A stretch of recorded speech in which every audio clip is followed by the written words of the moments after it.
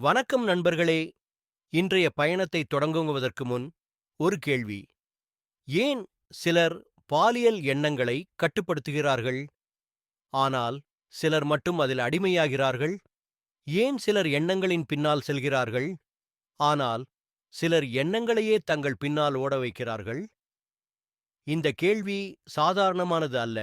இது ஆயிரக்கணக்கான இளைஞர்களின் உள்ளத்தில் எரிந்து கொண்டிருக்கும் அமைதியான போராட்டம். அந்த போராட்டத்திற்கான பதிலைத் தேடி ஒரு இளைஞன் தனது தியான குருவை சந்திக்கிறார். அங்குதான் ஆரம்பமாகிறது அவன் வாழ்க்கையின் மிகப்பெரிய மாற்றம். ஒரு நாள் அந்த இளைஞன் குருவின் முன் அமர்ந்தான். அவன் கண்களில் சோர்வு, அவன் உள்ளத்தில் குழப்பம். குருவே, என் மனம் எப்போதும் பாலியல் எண்ணங்களால் நிரம்பியிருக்கிறது. நான் அதை தள்ள முயற்சி செய்கிறேன், ஆனால் அது திரும்பி வந்து அதிகமாக என்னை பிடிக்கிறது. குரு மெதுவாக சிரித்தார். காற்றை நீ நிறுத்த முடியுமா மகனே? இல்லை குருவே. அதே மாதிரி இயற்கையாக வரும் உணர்ச்சிகளையும் நீ நிறுத்த முடியாது, ஆனால் அதன் திசையை மாற்ற முடியும். குரு தொடர்ந்து சொன்னார், பாலியல் ஆற்றல் தவறானதும் இல்லை, வெட்கப்பட வேண்டியதில்லை. அது மனித உடலை இயக்கும் மிகப்பெரிய எரிபொருள். ஆனால் பிரச்சனை எப்போது வரும் தெரியுமா? நீ அந்த ஆற்றலில் மூழ்கிவிட்டால். அவர் ஒரு உதாரணம் கூறினார். தீ சமையலுக்கு நல்லது, ஆனால் நாம் அதை கண்காணிக்கவில்லை என்றால் வீட்டையே எரிக்கும். பாலியல் ஆசையும் அதே. அதிகமான டிஸ்ட்ராக்ஷன்ஸ், மனபலவீனம், உடல் சோர்வு, அடிமைப் பழக்கங்கள், இவை அனைத்தும் அந்த ஆற்றலை தவறான பாதைக்கு இழுக்கும். இதற்கான ஒரு முக்கிய காரணம் வாழ்க்கையில் நோக்கம் இல்லாமை. குரு கேட்டார், மகனே, நீ உன் வாழ்க்கையில் எதற்காக பிறந்தாய்? சொல்லுவாயா? இளைஞன் அமைதியாக நின்றான். பதில் இல்லை. குரு சிரித்தார். நோக்கமில்லாத மனம் ஆசைகளின் விளையாட்டு மைதானம்.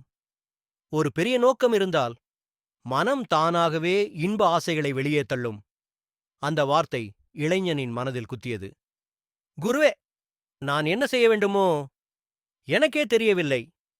குரு மெதுவாக சொன்னார், அதுதான் பயணம் ஆரம்பிக்கிற இடம். அடக்க முயற்சி எண்ணத்தை வலுப்படுத்தும், கவனித்துப் பார்க்க எண்ணத்தை பலவீனப்படுத்தும். இதுவே உண்மையான மைண்ட்ஃபுல்னஸ். குரு சொன்னார், ஒரு பாலியல் எண்ணம் ஒரே ஒன்றாக வராது. அது நினைவுகள், படங்கள், கற்பனைகள், கடந்த அனுபவங்கள், இவற்றை சேர்த்து ஒரு சங்கிலியாக வருகிறது. அது உன்னை இழுத்துச் செல்லும். ஆனால் அது எழும் முதல் நொடியில் நீ கவனித்தால் அது உன்னை தொட்டே விடாது. குரு தொடர்ந்து சொன்னார், நீ யாருடன் இருக்கிறாய், அது நீ எப்படி சிந்திப்பதை முடிவு செய்கிறது.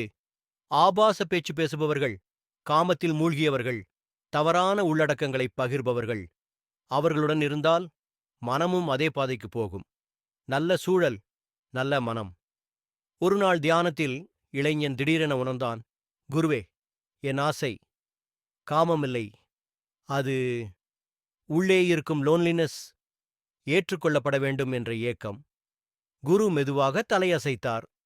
ஆமாம் மகனே, பலர் லோன்லினஸை லஸ்டாக தவறாக புரிந்து கொள்கிறார்கள். ஆசை என்பது உள்ளே இருக்கும் வெற்றிடத்தின் சத்தம். குரு சொன்னார், இன்று உனக்கு நான் மிக ரகசிய தியானத்தை கற்பிக்கிறேன். Inner flame meditation. மூச்சுக்குச் சத்தம் இல்லை, அமைதி மட்டும். குரு தொடர்ந்தார், உடலில் ஆசை எழுமிடத்தை கவனித்துப்பார். அவன் உணர்ந்தான், குருவே, சக்தி எழுகிறது. குரு சொன்னார், அதை கீழே விடாதே, மேலே மார்பின் மையத்திற்கு உயர்த்து. அந்த நொடியில் அவன் உள்ளே ஒளி பிறந்தது. குருவே, இது வலியா இல்ல இது ஒரு ஒளி. ஒரு நாள் ஒரு பாலியல் எண்ணம் எழுந்தது. அவன் அதில் கலக்கவில்லை, அவசரப்படவில்லை. அவன் அதை பார்த்தான், அது கரைந்து போனது. குருவே, அது என்ன மாற்றத்தொடவே முடியல. குரு சிரித்தார், நீ சாட்சியாகிவிட்டாய். குரு சொன்னார், பாலியல் ஆற்றல் எதிரி அல்ல, அது ஒரு நண்பன். அதை தள்ள வேண்டியதும் இல்லை, அதை மாற்ற வேண்டும். காமம், அன்பு உந்துதல், சக்தி ஆசை, விழிப்பு, இதுதான் உயர்ந்த மாற்றம். அவன் குருவின் முன் நின்றான். குருவே, நான் இனி ஆசையின் கைப்பாவை இல்லை, என் ஆற்றலின் தலைவன். குரு சிரித்தார். அதுதான் மகனே, உண்மையான சுதந்திரம். அவன் ஆசிரமத்திலிருந்து வெளியே நடந்து சென்றான். காற்று அவனை வருடியது. சூரியன் அவன் மேல் ஒளி வீசியது. அவன் மெதுவாக சொன்னான், என் மனம் என்னை ஓட்டவில்லை, நான் என் மனத்தை ஓட்டுகிறேன். The end. But his life begins.